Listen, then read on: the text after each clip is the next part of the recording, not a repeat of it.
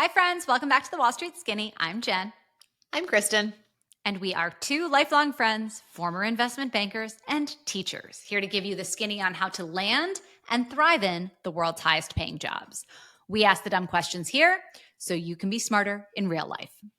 Kristen, I'm so excited for today's episode. We're going to be having two distinct yet deeply interconnected conversations. So we're sitting down today with the co-founders of the Milkless podcast. They're two dads with a podcast about fatherhood. They're friends of Kristen's from Brown, which we'll get into. And one of them sold his business for $300 million before they started this business together. So we're going to talk about evaluating investment opportunities as an angel investor, AKA what to do when your friends ask you to give them money for their crazy startup. But we're also going to talk about the evolution of masculinity, both in the finance industry and amongst dads today.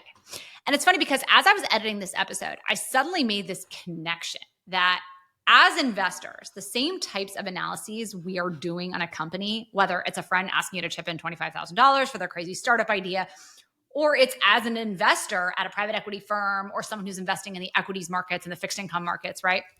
It's not that dissimilar when you break it down to the type of analyses we perform as humans when we're trying to choose a partner in life. And one of the things that the Milkless dudes speak to so eloquently is the way in which men and boys are struggling these days with feelings of worthlessness and questioning their ability to contribute in the eyes of a society that has changed. We hint at, but we never really actually said explicitly in this episode, that the qualities that you look for when investing in a business and investing emotionally in a person are ultimately quite similar. You need to see the potential in them. So with a business, especially a startup, right, it matters far less how much capital they have or what they're doing in sales right now.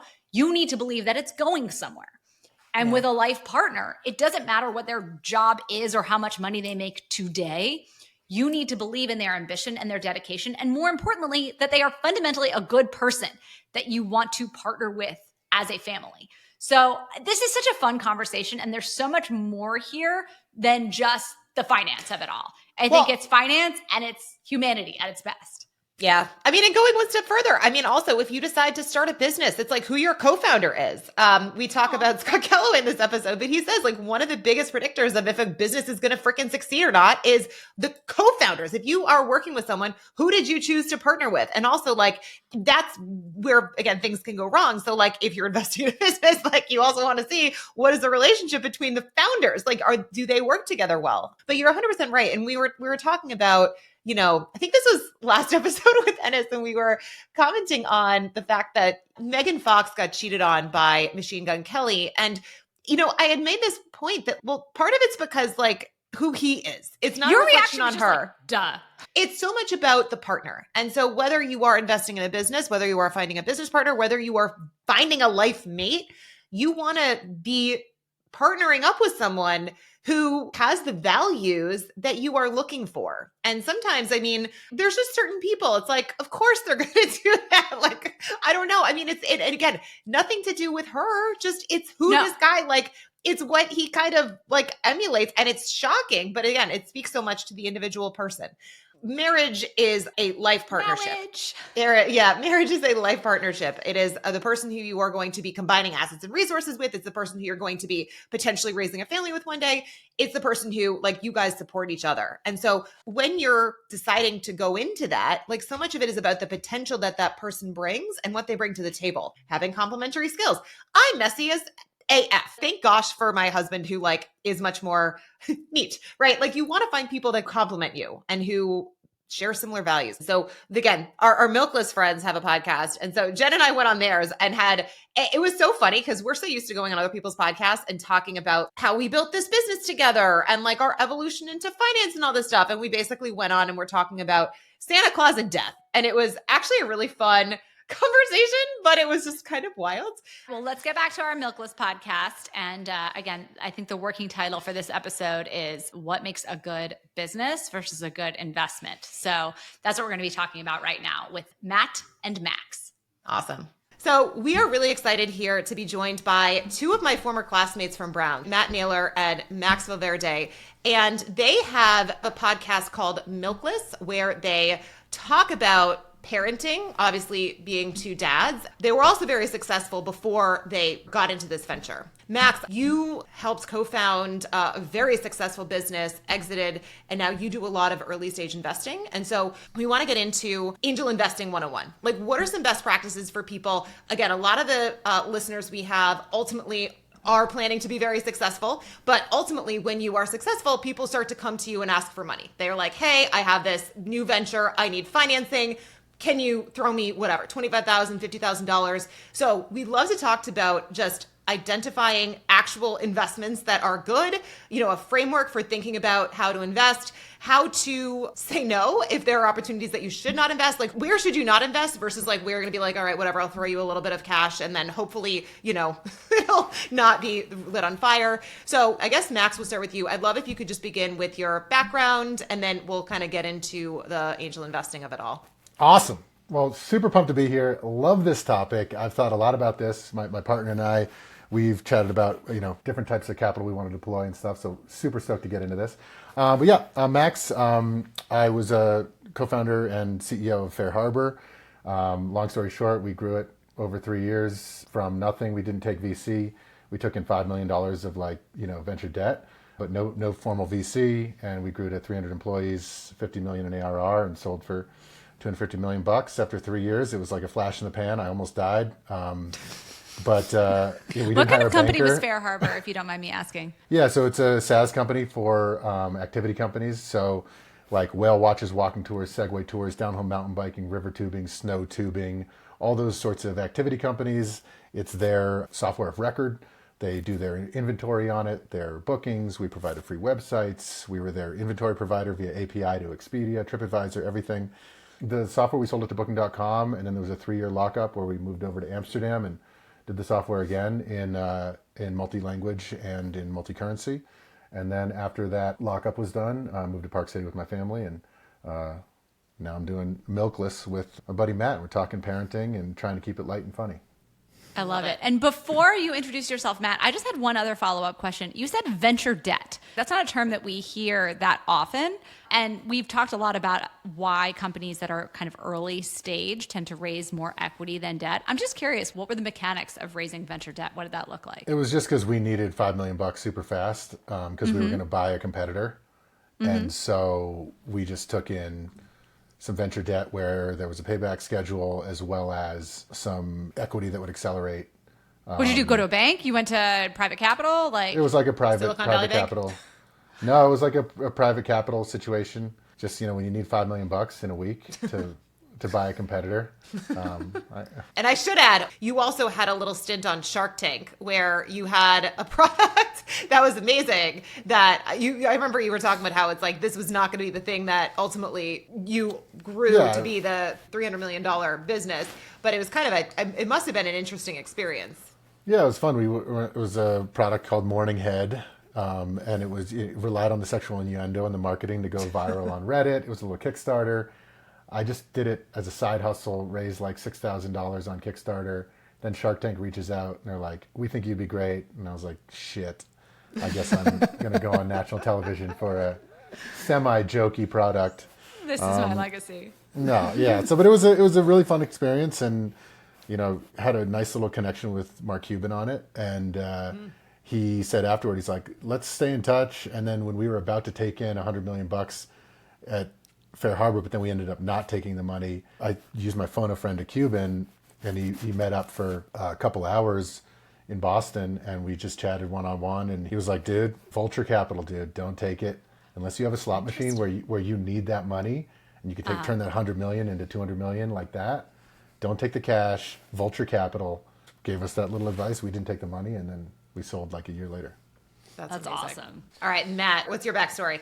So I'm a filmmaker, and I've run a couple of different production companies for the last 20 years. Y'all mostly want to talk to Max. I'll be like, like when there's an obscure Olympic sport and they bring in one person who doesn't know fuck all about it to be like, so what are skis? Like, that's me. Sounds great. Over the years, I have a couple of times been in the position that you described where... well, that's how we actually rekindled right before Milkless.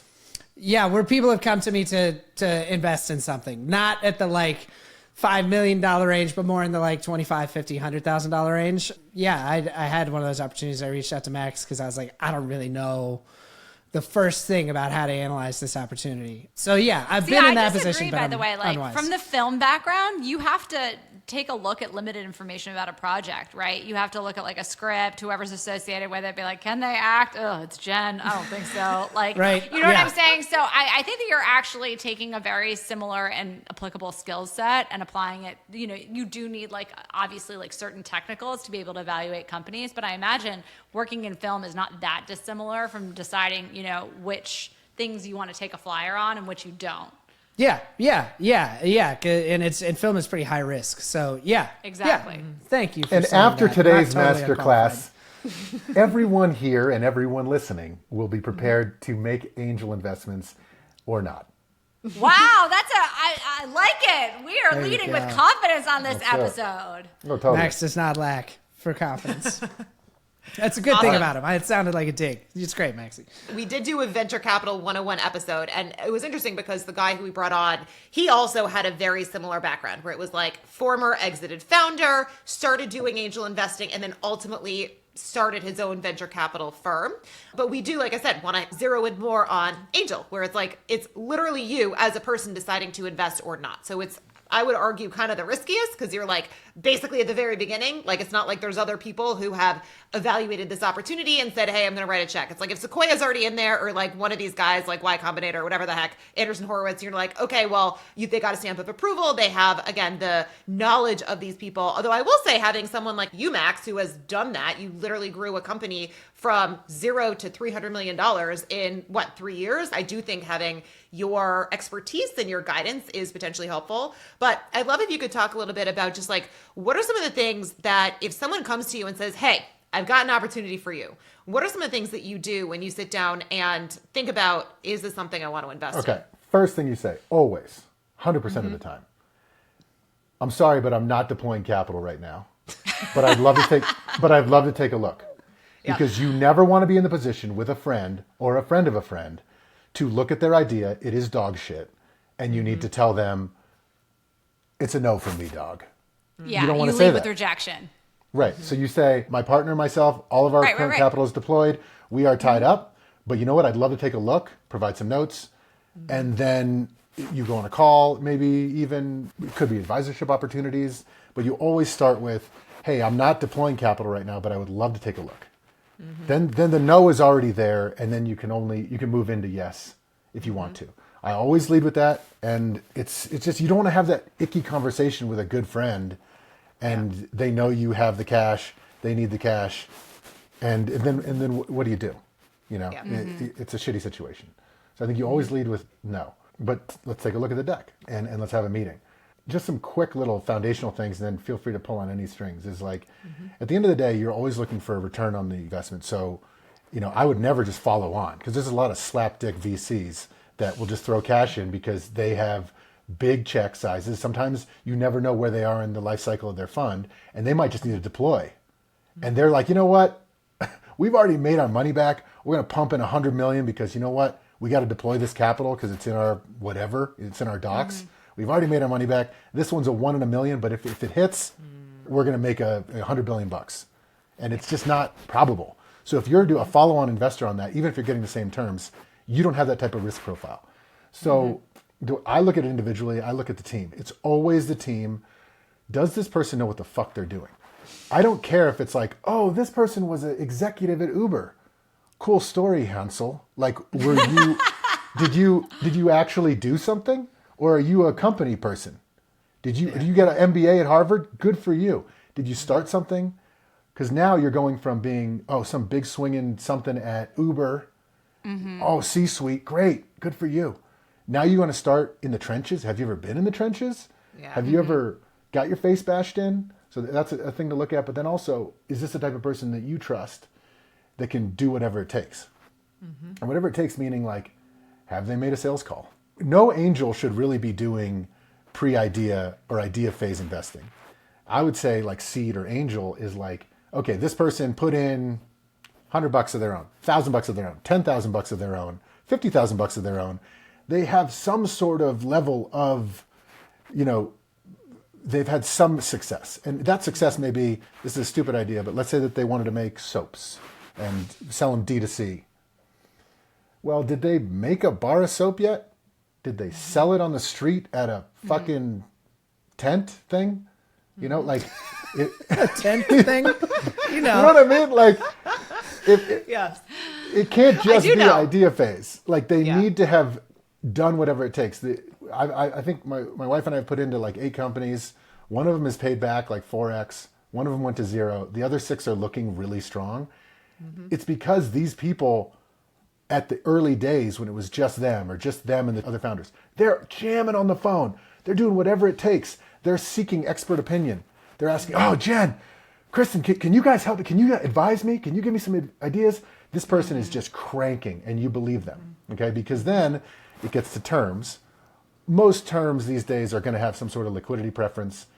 And if you don't know what that is, you don't even need to know. You just ask your friend to put it in writing in an email. What's a liquidity preference? And typically the liquidity preference will be like 1x or something. Meaning, I love stuff like this. Okay, I'm going to put in $50,000 at a $10 million valuation. If it's someday they sell for $20 million, so it doubled.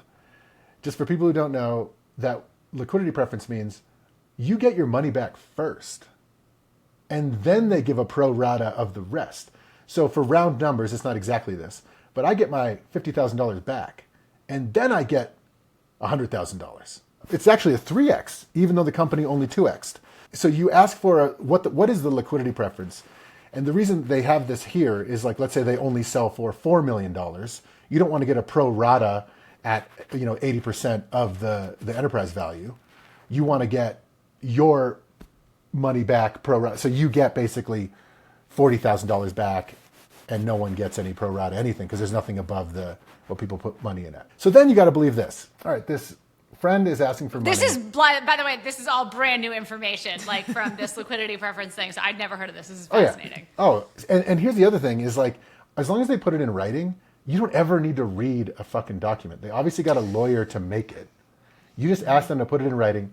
Yo, I'm an idiot. What's the valuation, pre-money or post-money? What is the liquidity preference? Okay, cool. So you're saying it's worth $20 million. Got it. So if I put in $100,000, how much percentage do I get? Tell me, thank you.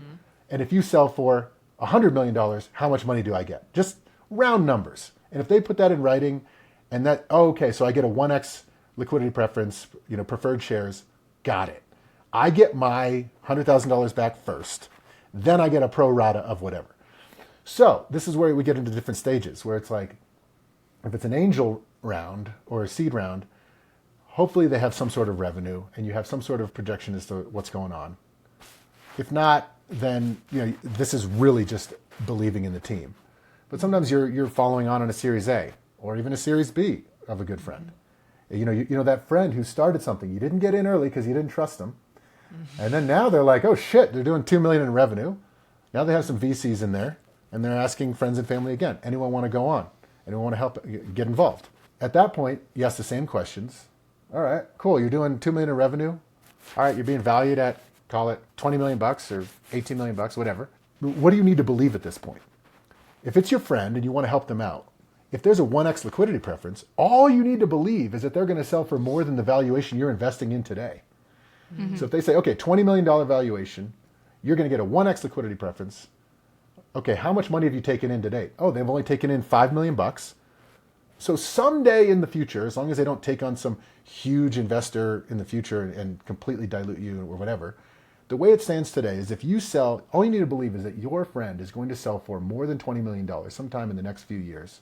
If that's the case, then you're going to get your money back with the liquidity preference. Right. So that's just like a rough thing.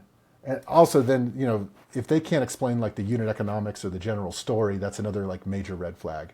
But it's basically like, how am I going to get my money back and what do I need to believe? Because if the thing they're selling doesn't sound too good to be true or amazing, because everybody knows once you get down to it, if you've ever been an operator in a software company, it's hard as fuck. All kinds of unforeseen shit, politics, COVID, competitor coming in, Amazon getting into your space, Google getting into your space, you're going to get fucked in the future. So if it doesn't seem amazing, if it's like, yeah, this might work, but you got to believe some pretty sketchy shit. If it's like, no, my partner is the preeminent expert on soaps on Instagram, and they're partnering with us. And here's our revenue model. It costs 30 cents per bar of soap. We're going to sell it for 12. This person has 1.8 million followers on Instagram. They've had a proven track record of selling D2C before. What we need to believe is this. If on paper all that adds up, it's like, oh shit, okay, what's your exit strategy? At that point, we're selling to Dove or P&G or whoever because they have a history of buying up a lot of these companies. Okay, there's a clear exit opportunity. They're already thinking about that. Then you just got to believe that they're going to sell the Procter & Gamble sometime in the next 3 or 4 years at or above the valuation that, and then that's like the very simplest thing of like, you know what? Actually, I talked to my wife.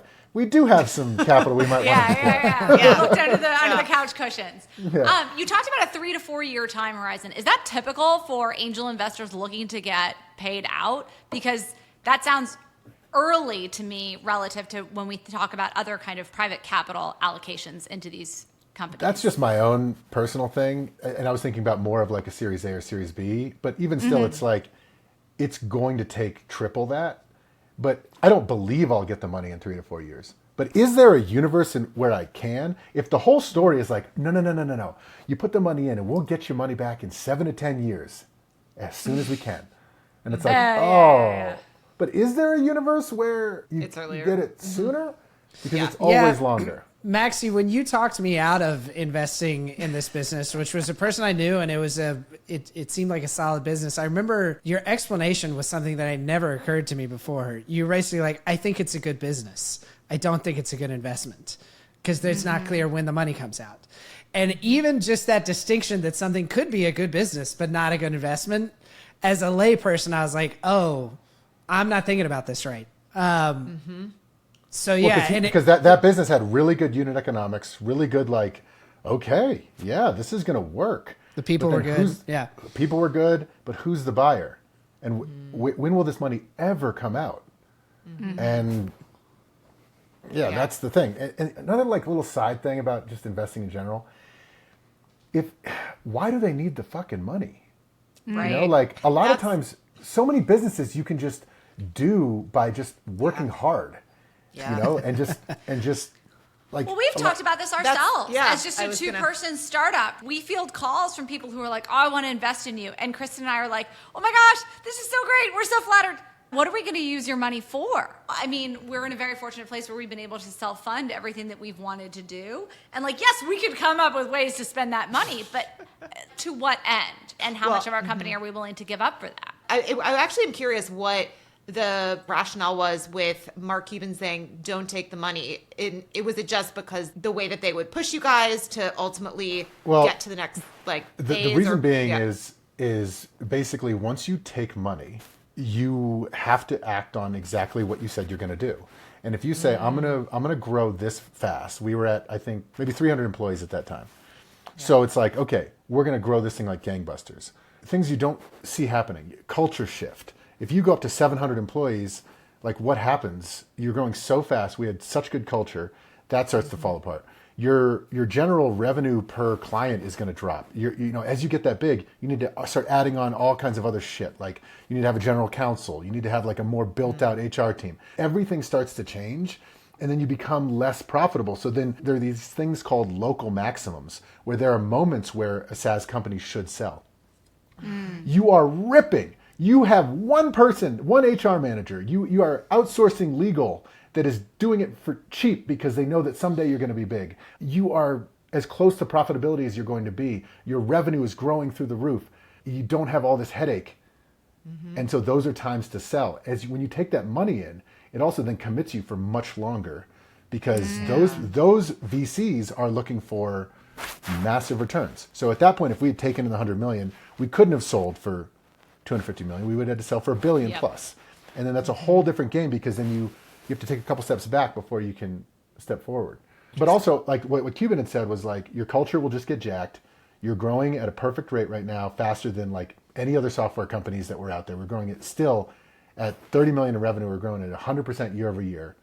It's like, that's pretty fast. Like, if you don't need it. So he was saying is, look, if you have a strategic, like you're going to take money in from a strategic, then okay, you can 1 + 1 can equal 3 a little bit. Maybe they can, make it more profitable, more accretive.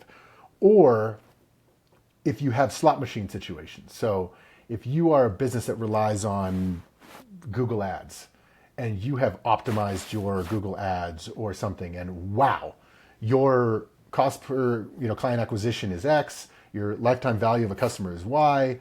Holy shit, you just need money, because the more money you put into the slot machine, the more clients you get back. Your year over year same store sales or net revenue retention is positive. This is a beautiful, well-oiled machine. You just need money. At that point, it's like you just pump money into that, and what's the risk? COVID, weird political shit, who knows, going down the line. But at that point, why do they need money from friends and family? It's like if they have a true slot machine, they can go anywhere and get great terms. So it's always kind of like, if someone's asking for money, it's like, why are you asking me? I'm also curious, do people go to friends and family because they think they can get away with almost like better terms versus a VC? Is that like a rationale, or what's the reason people do? Because you said after like a Series B, they would go to friends and family. I think it's more, you have more control with friends and family. So typically when a friends and family round or people like us invest, there's no board seat. We don't care what's going on. We trust the person, keep us updated, and we're not all up their ass. If they take a big VC thing, it's like whatever their business plan was at that time, they need to act on or revise that operating plan. And it's like quarterly, it's like, oh yeah, well now we're pivoting. We were soaps, now we're doing aromatherapy. Well, I don't know why I'm doing soaps. We should be doing technology. I love it. We should be doing like a networking platform or job application tracker for finance you're married industry. to soaps. You said it in the original business plan, and as your investor, I'm demanding that you stick to it. You can't sell software at a tent thing, Max. You gotta. You need I know. something you can. Tent Yeah. thing. Yeah. Oh, that's I mean, funny. also I'll just throw in some other just random nuggets. So just quickly, one, just general check sizes. It's mainly just based on your own personal liquidity. Find the number between you and your partner or your financial advisor, whatever it is. I wouldn't do more than 10%. These are pretty high risk. 10% of what your overall net worth, I would say like maybe or like your cash. your cash, like liquidity, stocks, whatever. I was like, hold on. I wouldn't go any like that's like very high.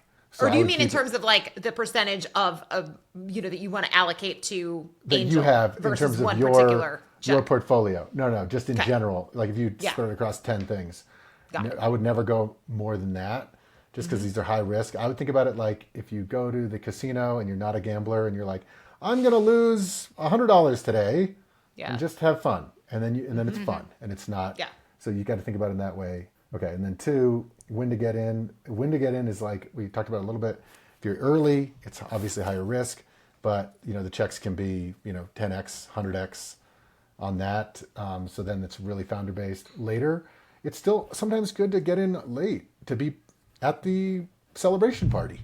It's their Series C. They have a clear path to an acquisition. They need a little bit of cash, and this is maybe them giving you a favor. It's like, you know what? We're probably going to get bought sometime in the next year or two, and then you basically just get your money back plus 50%, 20%. But then that's fun. You get to go to the celebration party. Yeah. Three, another thing is like if it's early stages, if you have a specific piece of advice, like you are, the Wall Street skinny ladies, and you guys know about training people in finance with your experience or whatever, you guys can sometimes get better terms. And the avenue for that is typically through advisorship. So you just say, hey, you want me to be on your advisorship board or just be an advisor? And sometimes they can just throw you an extra percent, and you just get like 1% of the company just straight up, just for free. Nice. And sometimes you just get that for free and you don't even have to invest at all. That's why you said, remember? That sounds like the best kind of angel investing where I don't have to invest at all Yeah. and somebody just pays me money. So Well, that's why I'm you- signing up for option number 4. Especially if you lead with, hey, I'm not, my partner and I, we're not deploying any capital right now, but I'd love to take That's a look. right. Hey, here's some advice. You might get a 1% advisorship share. And then the last thing is just like Please. thinking about who the person is and where they are in their life. I don't know if this counts as like discrimination or ageism, but it's your fucking money. So and profanity is okay on this podcast? Oh, Yes, God, yes. yes. Okay. We are explicitly So rated. it's your goddamn fucking money. So Yeah. basically, my first sales manager said the best salespeople are people who are hungry.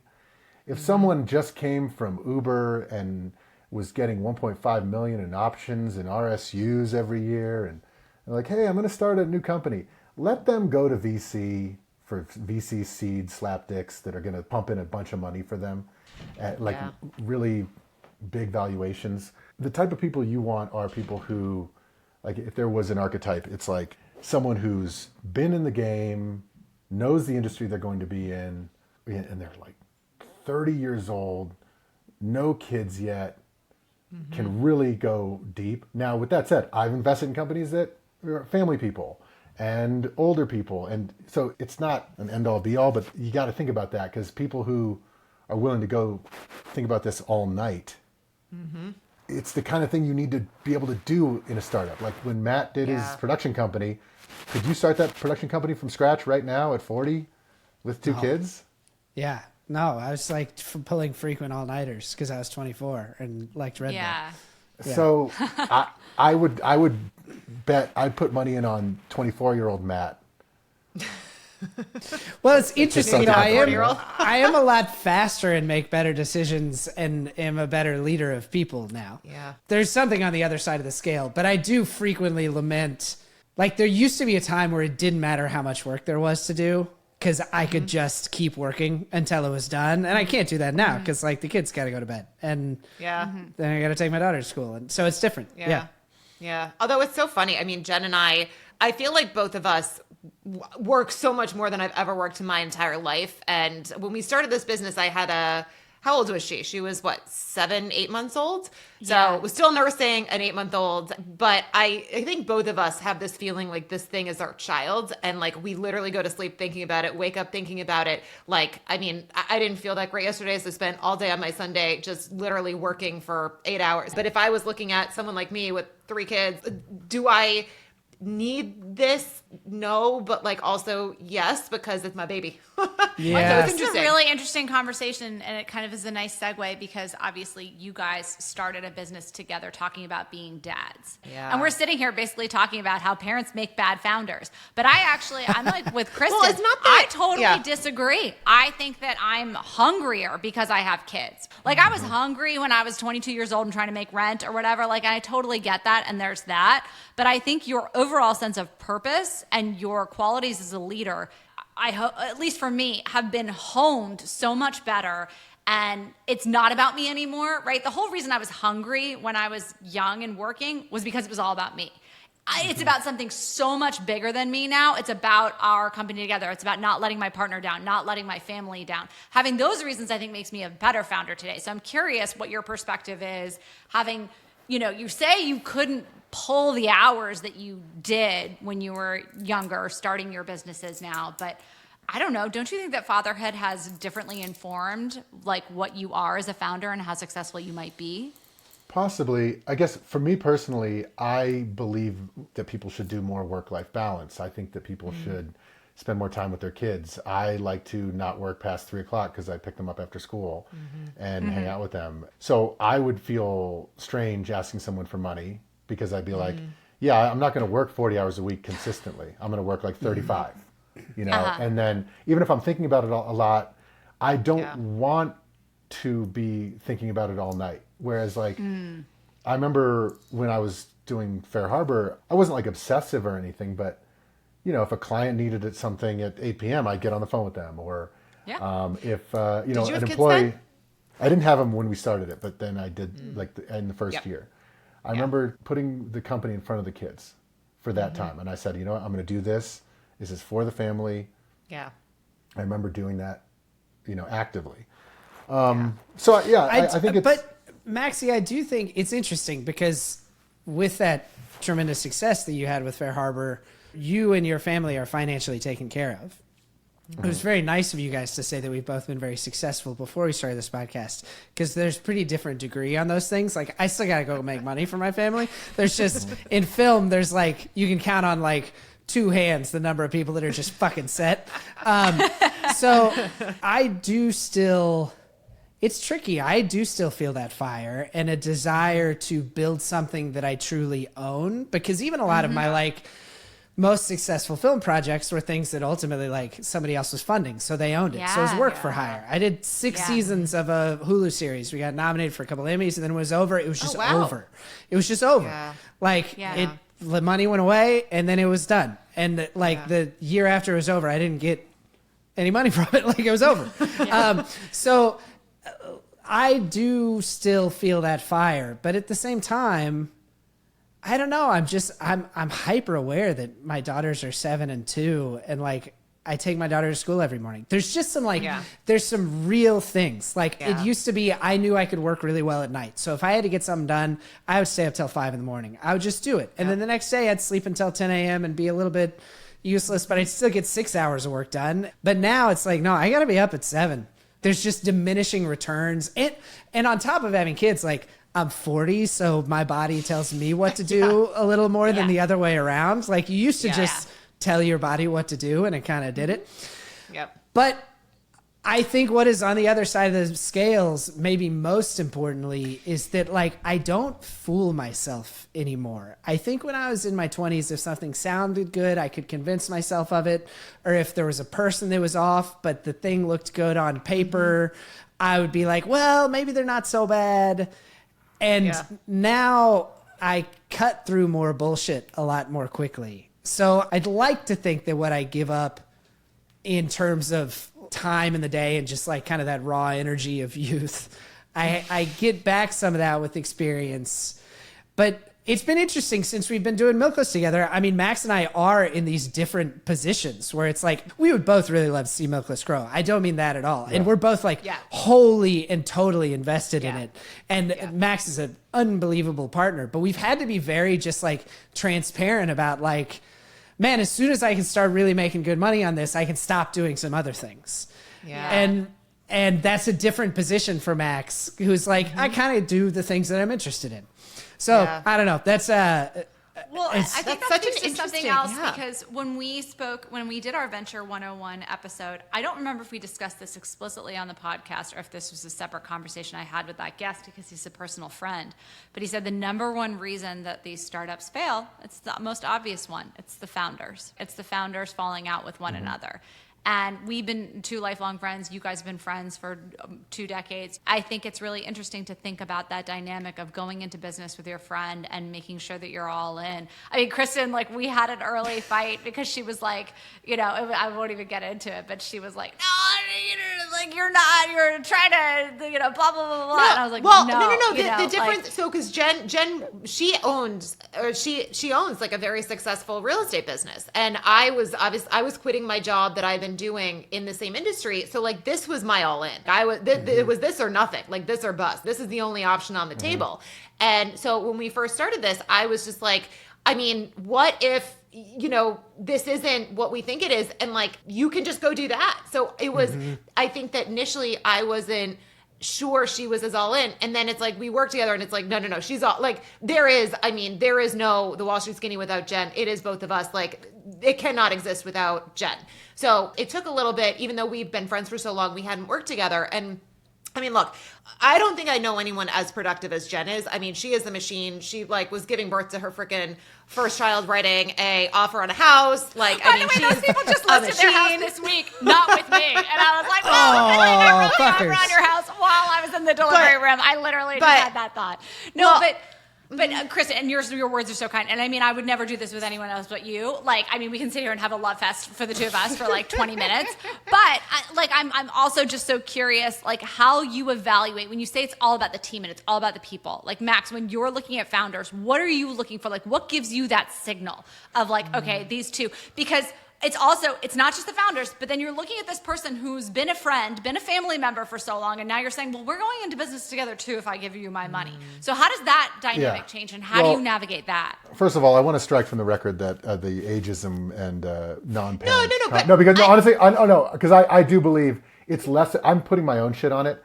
I wouldn't invest in me because I can't pull the hours that I used to pull. But there's plenty of yous out there who think they can make their soap side hustle a $1 billion company, right? So I think that's an interesting data point. It's more about how the founder talks about how they're going to do it, okay? If they think that they're smart, that's not good. If it's like, look at how smart I am. Look at this smart idea I have. Because everyone's heard it, like, there's like a million ideas. What I always used to say and think is that there were 100 other softwares just like mine, and I got to beat them, like outwork them, out everything them. Yeah. And if they have that mentality, as opposed to like, people who just think they're so fucking smart, like, oh, like, what we're going to do? We're going to do this. And then like our CAC to LTV ratio will be Y. And then we're going to do this. And like, look at how smart we are. And then like the TAM is like $1 billion. What is TAM, by the way? Total available market. So it's like, it's basically, it's the denominator of, you have to know it. But if they say get your something market like, share, you need to know what the available market right. is. And if all they've done in terms of modeling is like, okay, the total available market of soap in America is $1 billion. And if we can get 0.5%, then we're going to make $50 million like tomorrow. And it's like, okay, that's how you convinced yourself. Yeah. Let's dig into the actual, that's coming top down. Let's go bottom up. How are we going to get there? So if it's more like, I went and sold these soaps on the side of I fucking hate that we're doing soap so much. I also want to add one thing. I did not take offense to what you said because, like, at the end of the day, it's your money. You should be able to evaluate however, and like use whatever. You convinced me because you are all in, and you can be all in with family and with a family, and if you're smart. It's more just like I've also invested in other people who have young kids and they're kind of like, I don't know, they just weren't leaning in. It depends what the priority is. You really hit on something. It's how well do you articulate that you are going to be the one in this space that makes all this money? Because the most offensive thing, the harshest critique we've ever gotten is from someone who we've gone to for advice, whom we trust and whom we like and respect. And when we were articulating kind of our business model, she was like, I don't know, why is someone going to do this with a bunch of rich housewives? And it was like, is that what you think we are? Is that who you think we are? We couldn't communicate our identity to you well enough that you thought we were just a bunch of bored housewives who like wanted to start an Instagram account. That is like the most damning critique of us as founders, that like we hadn't articulated to this advisor why that's what she thought of us, or that she could ever make that claim about us, And I was like, oh, that stings, And so I think it's really, it's what you said. It's how can you prove to me that you give a shit? Right. The other thing that's really hard is just knowing that it is very, very, very common. Like, think about this. What if someone actually can get it done and is actually going to nail it? And then there's somebody who's just really good at pitching. There are professional pitch deck people like in our industry that raised 34 million, 100 million, 70 million. And they just looked so much better than us because our PowerPoint was on Google Slides with the first template, and theirs was professionally done with animations. And our booth at the conferences was you had a tent thing. The basic where we were selling our soaps, and they had Johnny Mosley at their tent. Like the ex-Olympian. So it's like some people are just really, really good at this, at the fundraising and at the slide deck. So it's like you need to be your own arbiter of like, does it smell right? They can't explain it really quickly, and you don't believe it. Most of them go to zero. Explain it quickly is a good, more and more, and I think this is true at like every level of business. With the Hulu show we did was about small businesses. So we spent a bunch of time with small businesses. And one of the things that became apparent is like people like their money. And if you give them any reason to not spend it, they will do that, including your thing takes too long to explain. Like, Yes. which is true of movie concepts too. I mean, that is a big thing. It's like, cool movie idea. What's your elevator pitch? If you don't have a good elevator pitch, you're fucked. It's never going to get off the ground. You can't bring people in the door. So I think that like simple, direct explanation of what it is critical and can sink even a good idea that's too complicated. Right. Everyone should be able to understand also the revenue model. Okay, let's go fucking balls deep into soap. So it's like, all right, soap. Guess what? Me and my buddy started this thing. It's soap. I have the Instagram influencer, 2 million followers, is all about probiotics. Well, this new research just came out that you can absorb probiotics through soap, which actually does not make sense because soap will break down the cell walls of the fucking whatever. But let's say you could. And it's like, okay, probiotics, good. Gut health. Maybe you eat the soap. I don't know. But it's going to do something good that is, has actual efficacy and it has empirical evidence around it. Great. That's the what. And it seems pretty solid. And the why is people want to have better microbiomes. Okay. Plus the founder. You don't need to pay that Instagram person. They are just going to post it for free. Okay. Yeah. So the cost per, customer acquisition is kind of low. All right. So all you need to believe is that is going to work. Well, how's it going to work? They say, oh, well, it already has. And the minute they put a story out, we had 60,000 people view it, but we sold out because we only put 1,000 on our website because of production. We just need to raise $1 million for production because the demand is already there. It's like, okay, yeah, liquidity Yeah, I'm preference, sold. 1x. Yeah. Yeah. So Yeah. what do I need to believe? All right, who are Yeah. possible acquirers? Okay, good, cool, 50 grand. Yeah. Like, Yeah, that makes complete sense. easy And to an example understand. with the soap. Yeah. Matt, how did you let down, I guess, whoever had come to you? What did you say? Because you clearly hadn't already observed the first rule, which is we're not deploying capital right We're now. not deploying capital. Yeah, I didn't know the first rule of angel investing at the time. What did I say? I think that I was very transparent in parroting what Max had told me, which is I think you have a really good business here. It's not clear when the money comes out, and like to me that is significant. And so it didn't break any relationships. It went fine. It was nice to be able to separate like a critique of the endeavor from a critique of, how my money would return to me. Got it. And he was a good dude and a mature dude. I think that's the other thing. I mean, on top of like, do you have somebody that's going to be driven? Do you have somebody, this is going to be weird to say, but I think about this a lot with my kids, actually, to take it back to our parenthood podcast, because there's like, there's kind of this balance between like how much are you developing skills for them versus soft skills. And I tend to like be much more in the camp of soft skills, particularly interpersonal soft skills. Stupidly, do they play well with others? And I think like, I can't tell you how many smart, passionate, brilliant people I have seen just sink their own ship because they're a fucking mess. And those are things that I think you can read. That is like a total gut thing.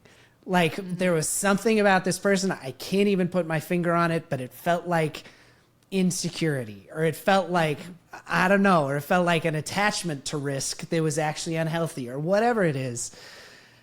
And it's not like they have to be, I mean, Elon Musk has done pretty well and doesn't seem to be an incredibly well-adjusted individual who's great at forming relationships in his life. So it's not like they have to be a paragon of mental health, but they have to have something that's going to allow them to like stay the course and put a group of people together that believe in what they're doing and not alienate those people so quickly that they lose them.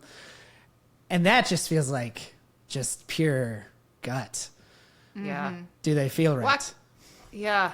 Well, actually, that brings us to something else I wanted to just quickly ask you guys is, can you talk a little bit about like how you started this podcast? Like, why did you choose parenting? Because I mean, again, we talked about this on yours. So for those of you guys who want to go listen to us talk about Santa Claus and death, you can check out Milkless. That's about it. But I'd love to understand, like I said, how you chose parenting, because you guys feel like the sort of parallel universe of us. Like Jen and I have a finance podcast where most of the people with finance podcasts are obviously male, and parenting podcasts I feel like are predominantly female. So what got you guys interested in coming together and talking about parenting and creating Milkless to begin with?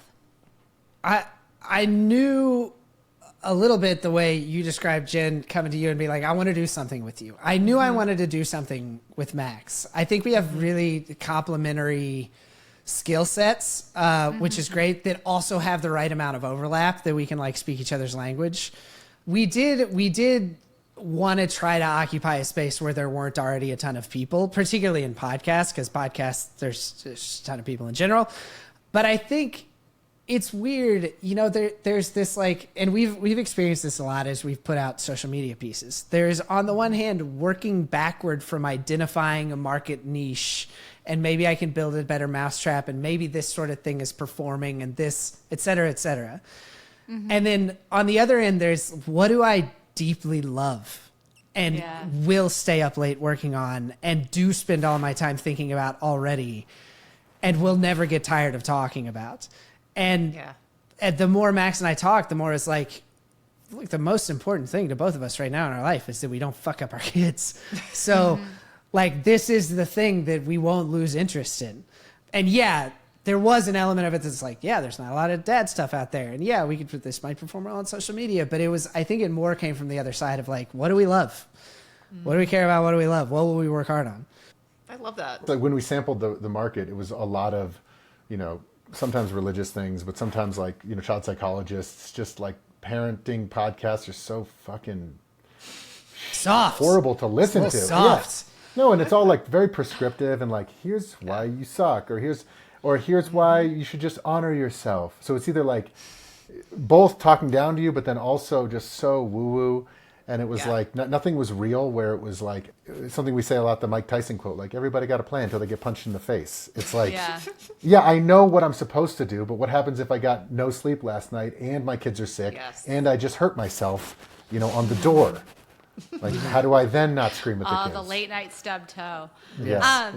You guys have spoken about how initially when you were thinking of starting this podcast, masculinity was a topic that came up. And in the finance world, we have the classic finance bro trope, which is something that Kristen and I are asked about or are engaged in one way or another, especially on social media. Pretty much every day. And it's funny because I've always said that like I'm probably more of a finance bro than most actual practitioners in the space these days. But I'm curious, in the realm of fatherhood, and I don't know kind of what your individual takes are on this, but what do you perceive as the evolving role of masculinity with fathers? Where do you think, that the trend is going, and what do you think our generation coming up, how are we different from, and how are we similar to the generation of dads prior? Well, I can dive in real quick. We just did an episode called Lost Boys, just about how men and boys are really struggling. Now, you obviously have a lot of oppression from men over the years. Let's like put a pin in all that. Like the patriarchy is a thing that has happened horrible. and is not gone. Horrible. There's still like oppression of women across the world. All these things are true and horrible. What we try to do is hold both things. Let's put a pin in that, because that is 100% true. And there's still a ton of work that needs to be done for women across the country and the globe. With that said, boys are really struggling in the country where college graduation rates have flipped. They're worse than they were when Title IX was enacted in like the 1970s. GPAs are down for boys. Women or girls are ahead of boys in school by an entire grade level in terms of English. They're equal in math. Like they're just passing. 40% of homes in America, the female, the mom is the primary breadwinner. And, suicide rates, 4 out of 5 suicides are men. There was a survey where they looked at like suicide notes. 2 most common words in suicide notes among men are worthless and useless. So just to sum up the episode, go listen to it if you want. It's called Lost Boys. And then Matt will summarize what I'm saying in a more succinct way. Is like, basically, boys and men are trying to find what that new identity is down the line. In the past, it was just, hey, be the caretaker of your family, be the breadwinner. Well, as that starts to go away, what do men have to latch on to? One, being a good human being, taking care of your family. Like, there's a lot of things that we can do, and I think that maybe that's why some people try to go into that finance bro, because in a way that is traditionally masculine, of, hey, be the breadwinner. But what's going to happen is women are going to be the primary breadwinners. That trend is coming. They're already at 40%. It's going to be 55%, 60%. It's going to swing the other way. Women are largely set up for that, and for good reason. So, and actually, the single biggest driver of the gender income gap is kids. Women that don't have kids don't show generally women earn alongside men at this point until there's kids. Right. And then they don't. But they could if they had an equal parenting partner. I think it's just really interesting to redefine masculinity, though, through the lens of leading with being dads as your identity. I think that you often hear men describe their profession first, and then, and by the way, like as a footnote, here's my personal life. I have kids. You two lead with being dads as the identity that you wear on your sleeve. Whereas I feel like a lot of women, even professional women in the workplace who are doing other things, will be like, well, first I'm a mom. You know what I'm saying? Right. And I think that that's a really interesting reframing of masculinity through that lens of like, you can have masculinity that can be a trait and be a dad, and the two are not mutually exclusive. Yeah, right. Yeah, and I kind of, in some ways, I want to reject that you got to lead with one or the other. I am not myself without either thing. Like I went into the arts because I love it. I've never stopped writing because I love it. Yeah. Also, I have kids, and I think there's just so many ways. Like when you look at a lot of the things where I think men have gotten lost.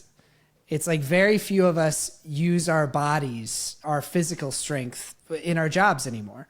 You know where I use the most physical strength is in parenting. Throwing my fucking kids around. And I make sure that I stay in shape so I can chase them around.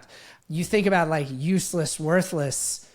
I mean, the amount of data about the impact of fathers in their kids' lives, it is incontrovertible how important we can be when we show up in an important way.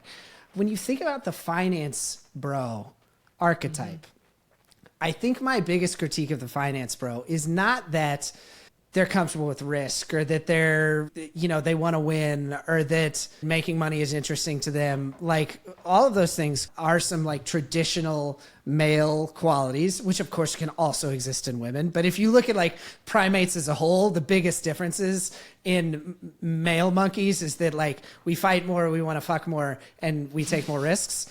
It's like, and those are Venn diagrams that overlap. There's some women that have more of those traits than some women, right. But like those are like, but my qualm with the finance bro archetype is that they are putting all those traits into themselves. What I hope the future of masculinity looks like is that we are like brave and take risks and defend for others. Like that we try to take care of the people around us. And like, the first best place to do that is your family and your kids. I do feel like a protector to my kids in a way that I don't really feel like I need to be a protector to my wife because I don't have to put her on my shoulders when we're in a parking lot because there's cars. She's good at cars. She's super good at it. I mean, I think to me, I do derive a lot of masculinity from fatherhood and from being a teacher to my kids. I think that's another way that men can really index as parents is just like constant teaching. Well, the other thing is like I feel like the finance bro trope, and I don't know it well, but just but is that's Patrick Bateman. There's not much to it. It's basically just like obnoxious, like American Psycho. It's also kind of like all encompassing. I wasn't finance bro during the Fair Harbor years, but while I was at work, I worked really damn hard and was running around and was kind of like, Leonardo DiCaprio in Wolf of Wall Street. Like I would make calls. Watch this. You want to do it? You can't call him? Let's call him speakerphone. Everybody. I used to do speakerphone calls all the time and land demos and be like, hey, you take them. Boom. There is something about that I think is not toxic. Imagine if you are a family person, family man, family woman. But when you were there, I used to call it Bluetooth guy. Because you remember like back in the day, when you have a Bluetooth in your ear? This guy's walking down the street. He's talking. He's doing deals right now. Look at those deals he's doing right now. I used to want to be Bluetooth guy at work. Yeah. And then I had to try to put Slack away, which is for maybe, I don't know if you probably use like Microsoft Teams or something. We have learned what Slack is in the past year, and I'm not going to lie, I think my life was better without Slack. But I agree. But you know what I had to do? you have to take Slack and turn it offline. No notifications Not a after 5 problem. p.m. I can barely open it. So normally there's about 25 messages waiting in there for me. And they're like, Jen, did you forget how to log in? But like, there's a way to be finance bro at work, but then I also do yoga in the mornings because my own mindfulness is important. I also prioritize my kids, things or whatever. Like people who lean so far into their work, whether it's finance or whatever it is, typically men, but sometimes women, but mostly where they're just like, oh, the woman's going to take care of everything. I'm going to just dive into my work. Well, those are also the people that when the kids are going to college, they don't have a relationship with the kids. Those are parents who have a hard time with my teenager. It's like, yeah, because you were never really there with them. Yeah. And so I think there's a way to be both, where you can be really passionate about your work, be Bluetooth guy or gal at the office. You're running around, you're making deals, you're working hard, everybody looks up to you. But then you know what? Yeah. If you need me after hours, you call my personal cell phone. I don't answer emails after hours. I don't do anything after hours. If you need me, call me. I will always pick up. But that is an emergency bat phone. Yeah. But I don't know if that's like allowed in finance. Max, what you're speaking to is again like trying to like kill that binary that you're this thing or you're this thing. Like we all contain multitudes, right? Yeah. And like we have difficulty holding that complexity because it feels like being in an argument with yourself. And I find that I even need like small rituals to switch from work me, where I know this person's trying to kill me on the budget, so I'm going to way overbid it in to an obnoxious extent, so that by the time we finish arguing with each other, I'll get an amount of money that's reasonable. And then I got to go home and like try to be fair with my kids. There is work in that, but I don't want the binary. There's a great, and this is in Richard Reeves' book, which is really good, called A Boys and Men. He talks about the founder of this British boys' school said, we want boys who are acceptable at a dance and invaluable in a shipwreck. And one of the things he was referring to is on the Titanic, I think something like, I'm going to get the numbers wrong, but something like 75% of the women survived and 18% of the men survived. Wow. The men just decided like, hey, we're going to be the ones that die and make sure that the women and children, and that's a super dramatic example, right? Not all of us are going to get to be in the shipwreck. But we are all going to get to be. I hope not. Yeah, I maybe said that wrong.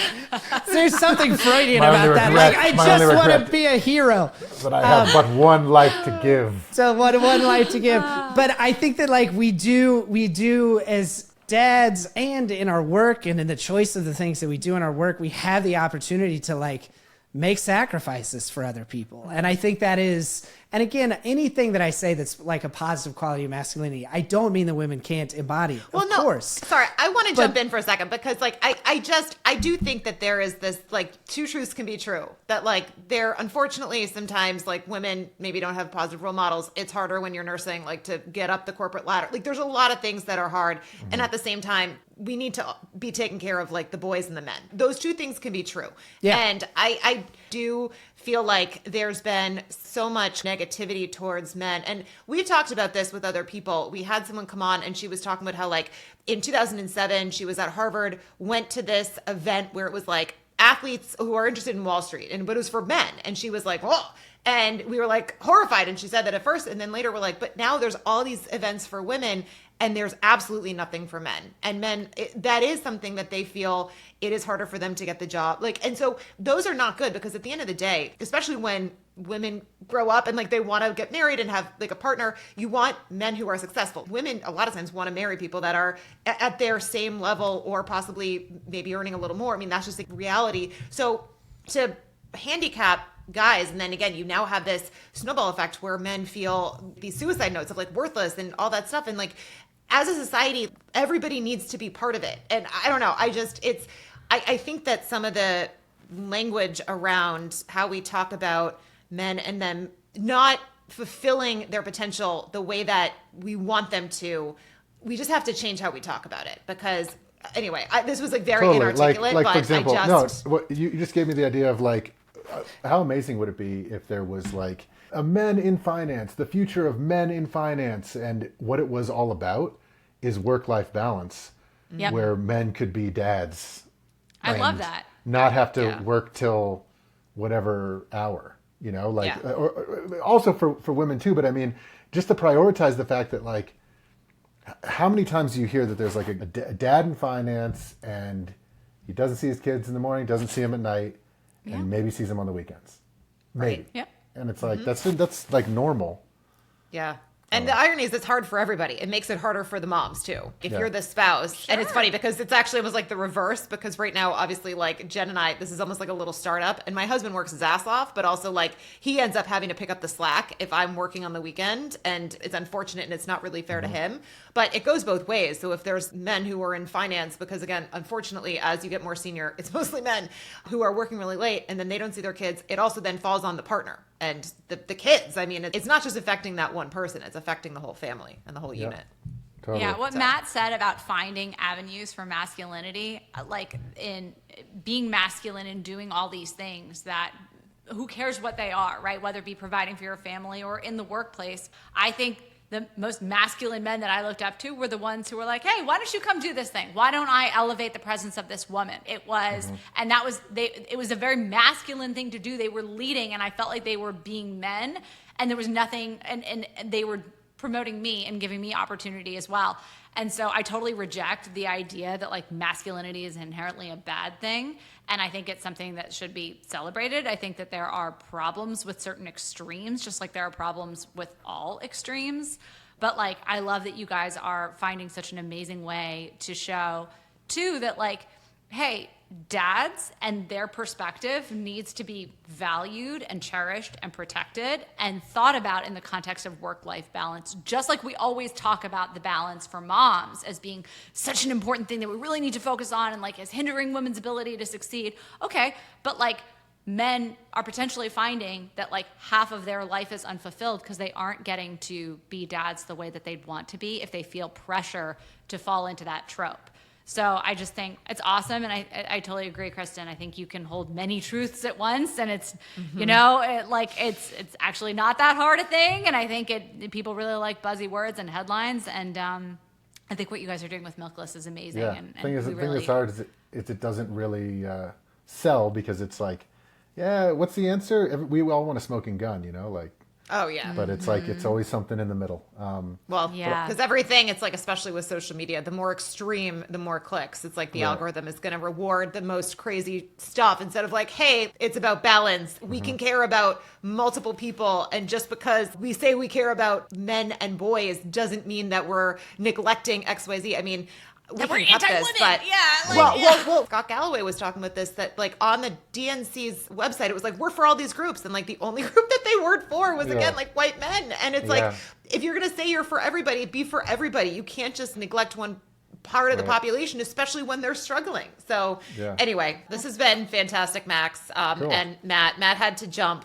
We went like 22 minutes over, but again, this has been amazing. Thank you so much. And if you can just quickly plug, I know you guys wrote a book together, like a children's book, which my daughter read and she loved. And actually you're working on another book with Big Time Adulting, which for anyone who is a parent out there, I mean, you got to follow Milkless. Big Time Adulting is also like wildly entertaining. I feel like you guys have kind of similar energy. You're both like, just, this is how it is. It's a shit show, but like, I love my kids. Yeah, we're also no astroturfing, just saying it like it is. But yeah, so the book is Violet Archer. There's another book coming out probably within the next few months or so. We're working on an audiobook that's going to be voiced by Caitlin Murray of Big Time Adulting, working on some video stuff as well that will be coming soon. And then just check out Milkless Podcast if you want to hear us talk anymore. Well, thank thank you again. so much. Thanks for having us. been- It's so awesome. You guys are great.